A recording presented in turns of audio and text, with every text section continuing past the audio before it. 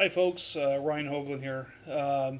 So this is another video I'm making about basically how to install a new radiator into my ongoing project here.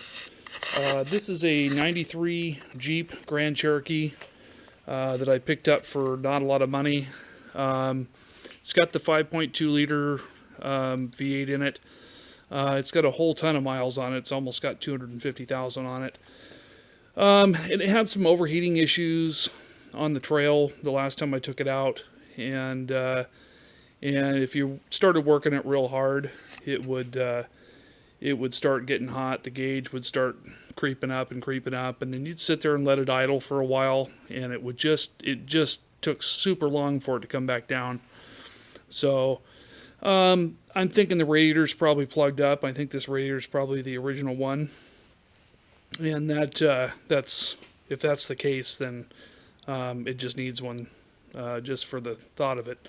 So so I did put a fan clutch in this thing last week, and the funny thing is I knocked a hole in the core by accident when I was pulling the fan clutch off. So this kind of sealed the deal for putting a new radiator in it. So I've got a new one to put in. This is just a a stock replacement that you can get from any radiator shop or aftermarket. This should work fine. It's just basically just an aluminum rad with plastic end caps. I thought about going with a fully welded core. But some people have said the ones that come in from China are not so great, so quality-wise. So I figured, what the heck, if it's good enough for the factory, it's good enough for this thing. So and this was definitely more budget-friendly. All right, so I'll probably do a quick time-lapse video on how to replace this. All right.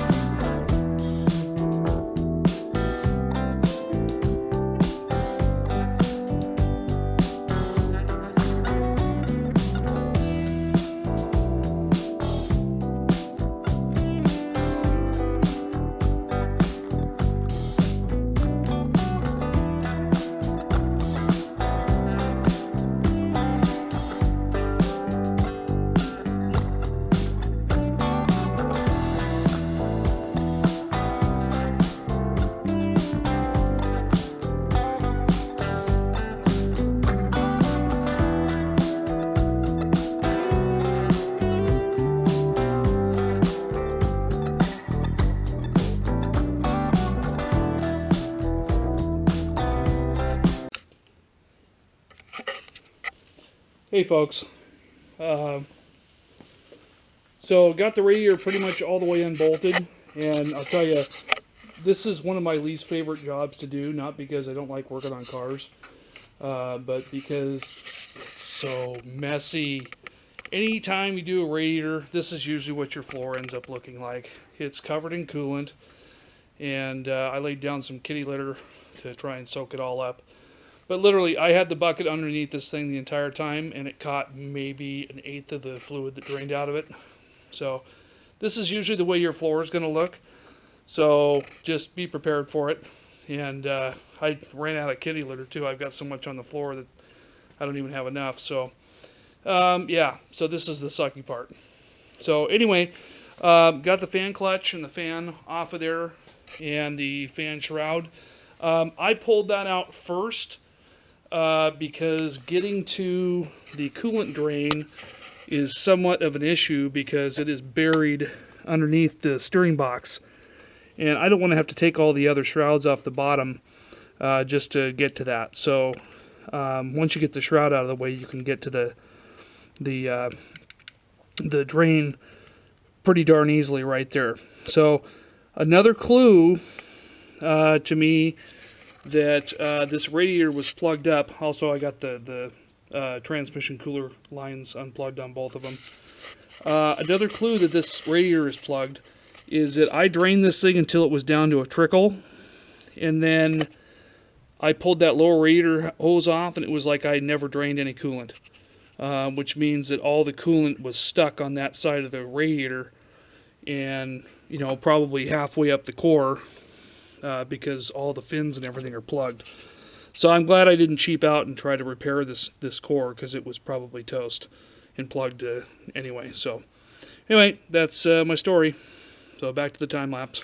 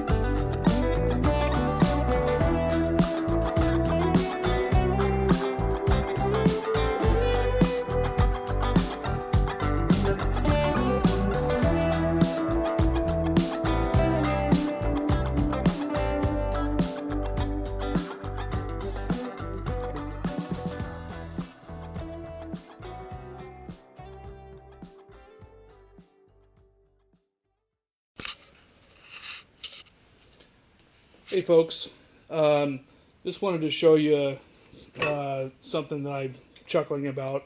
So, these are parrot jawed pliers, is pretty much what the industry term for these is, or maybe adjustable pliers.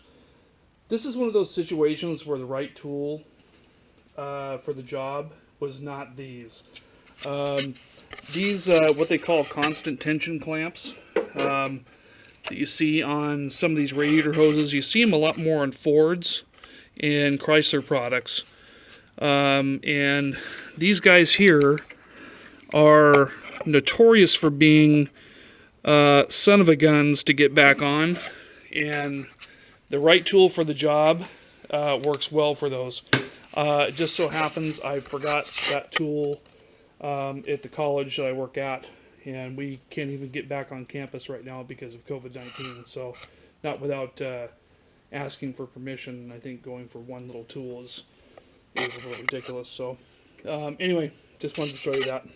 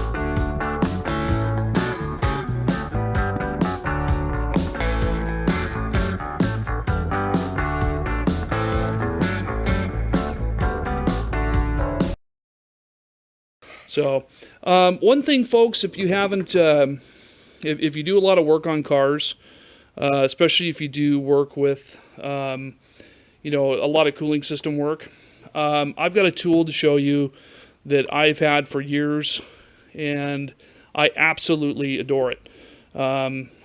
It's basically, this is a Snap-On Rad Kit Plus. Blue Point also makes these, and so they're a little bit less expensive. This one, though, absolutely probably one of the most fantastic cooling system fill tools I've ever used.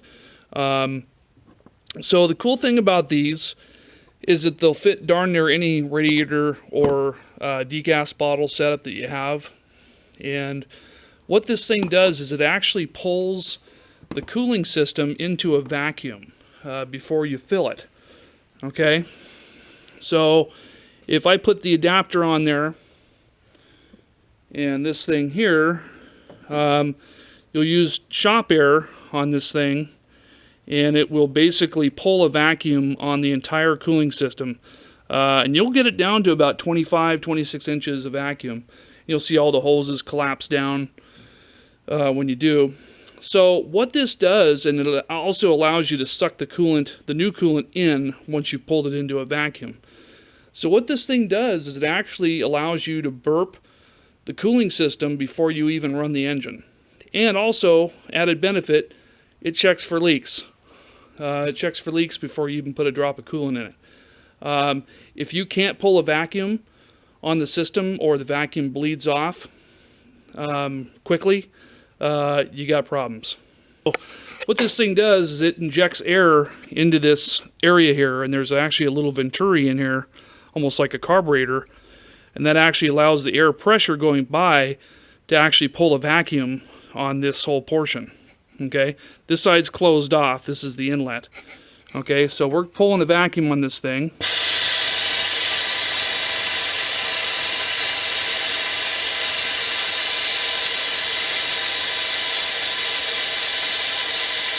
You can see all the hoses are all clamped down.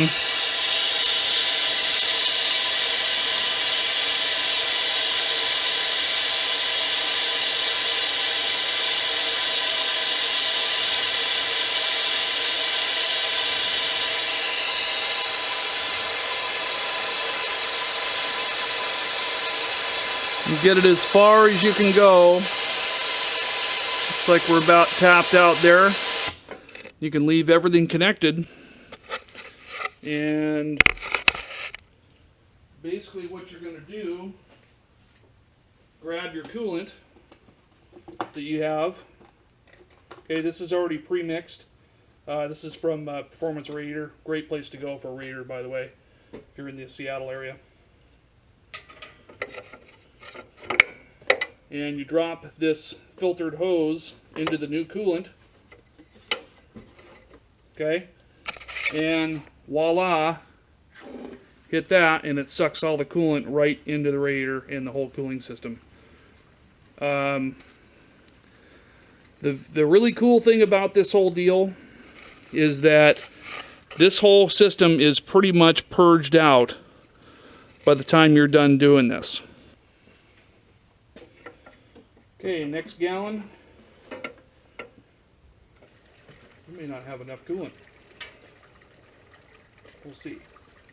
You can kind of hear it taking the last little bit in. We're almost got 2 gallons in it. Okay, so that's about all she wrote.